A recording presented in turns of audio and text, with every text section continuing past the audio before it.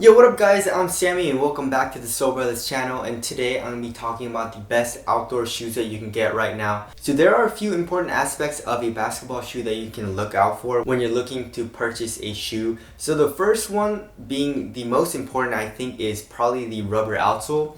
So nowadays, especially Nike, Adidas, and Under Armour, all of their shoes have very soft rubber, which I don't understand at all. Like 5 to 10 years ago, like for example, let me get the shoe. Like, look at this. This is the Mamba Mentality 2, and you see how hard this rubber is. It doesn't move at all. This is basically a shoe or a line dedicated to like outdoor use. Like at first it was more of like his outdoor budget model, you know, but then it changed to like his more budget model or whatever with the Mamba Instinct and all that. But this is just proof. Like Nike used to do this really well. Make a very hard and durable rubber that has incredible performance as well. So you don't need to make a soft rubber. So I feel like Nike and Adidas and all those companies right now are just making super soft rubbers so that it wears out very quickly, and consumers need to buy shoes again, which is a bummer. That's very bad for consumers. So yeah, rubber outsole, how durable it is, obviously if you're playing on an outdoor court, is pretty damn important. Next is cushion. So cushion, like if you're playing on an indoor court, the wood floor actually bends and absorbs some of the impact when you land. But then if you're playing outdoors on concrete or asphalt, it's not going to bend at all. All that force when you're jumping and landing is exerted on your legs, which is very bad, especially if you heel strike. So you want a good amount of cushion. You know, obviously if you're younger, it's probably not a big deal. But then if you're older or you want to preserve your legs, you want to have a very nice cushion setup. Next is a little bit more specific. So I would say the durability of the upper. And the most important spot is probably just here in the toe area. Some people don't toe drag. So if you don't toe drag, then it really doesn't matter to you. But I do personally. And when you toe drag, especially on an outdoor court, you can tear a hole right through the upper. So if the material is super thin or flimsy, or there's really no fuse or any type of protection here, then it's probably not the best option for you. So I'll give you all of those details in each shoe that I picked in this list. And also, not the most important, but I would say it's kind of important, is the price. Like if it's a very durable shoe and you're paying a high price, then it should be okay. But then if you're going to play outdoors, you probably don't want to trash a very nice pair of shoes that you paid $200 for. So yeah, here's my list. If you guys want to cop any of these shoes, I'll try to leave a link in the description box. But let's get it started off with the Harden Volume 4. So as far as the outsole goes, the rubber outsole is very hard. The grooves aren't very deep, but the rubber is hard. So the durability seems pretty nice. The cushion is light strike. It's a very thin cushion setup with the light strike. I wish they would have made it a little bit thicker, but it still has really good impact protection for how thin the cushion is. The material is very soft and feels very comfortable, and it has a nice fuse material over the toe cap. So you should be good to go if you do toe drags. The Harden Volume 4 is a little pricey though, coming in at I believe $130, but I believe the Harden Volume 4 is a pretty solid option for outdoors. The next and only shoe from Nike is the Heritage N7. Every other shoe, I don't really think is very durable. Like the rubber outsole on like the Kyrie 6 isn't very nice.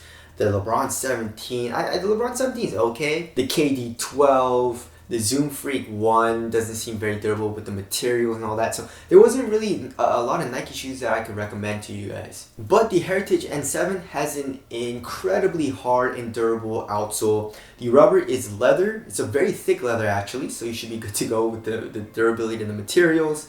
The price I believe was like $130 or something like that, but it's on sale, so the price is pretty good. Alright, moving on to the next shoe is the Anta KT5. It's coming in at around $120, $130. The outsole is made of a very hard rubber, so you should be good to go for outdoor use. The cushion is also pretty damn soft. The A-flash foam that they're using is very good for hard impacts. The material though, I mean it's a knit material. There wasn't any type of fuse or anything, but you should be okay if you do the occasional toe drag. The next shoe is the Li-Ning All City 8. So I've been playing in this, and it's an incredible shoe on an indoor court, but I feel like it'll be very good on outdoor courts as well. The material seems very sturdy and very durable, and also there's fuse in the toe cap area if you do toe drags. The cushion, it's not the best for impact protection, but they're using their full length cloud foam, and the cushioning should be adequate for hard landings. And the outsole is very hard rubber. Basically all the shoes that Li-Ning makes is made for outdoor use, and they boast about in their description that the rubber is like 20 to 30% harder than traditional rubber outsoles. So the All City 8 is a great option. The next two shoes are also from Li-Ning, and we have the Wow 8 and the Yushui 13 Premium. So these are very expensive shoes. They're like 220 bucks US. In China they're like 170 bucks. They're way cheaper. The reason it's so expensive in the US is because of import taxes. Obviously if it was 170 bucks, it would still be very expensive, but a lot better than 225, you know? But anyways, I'm including them in the list because they're so good for outdoor use as well as indoor use. Like the rubber outsole on both of the shoes is very hard, very durable. And like I say, they boast about how durable their outsoles are. The cushion, they're using full-length boom cushioning, which is incredible. It's so soft. There's a nice subtle bounce. Impact protection is off the charts, but the court feel is also pretty good.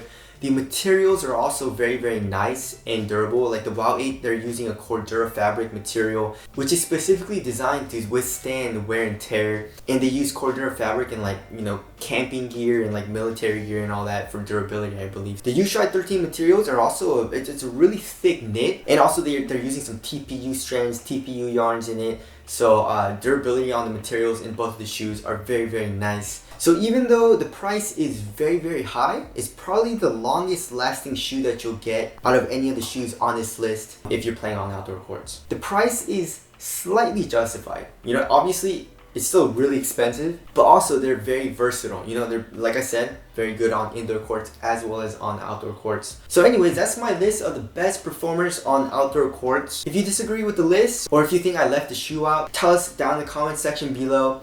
And what do you guys think about, you know, like the companies that we're most familiar with, like, you know, Nike, Adidas, Under Armour? They don't make very durable shoes anymore. And I don't think it's a huge deal though. Like a lot of people I know don't really even play on outdoor courts anymore. You know, you just go to your local gym, 24 Hour Fitness, LA Fitness or whatever. Or you can go to your local high school gym or YMCA or something.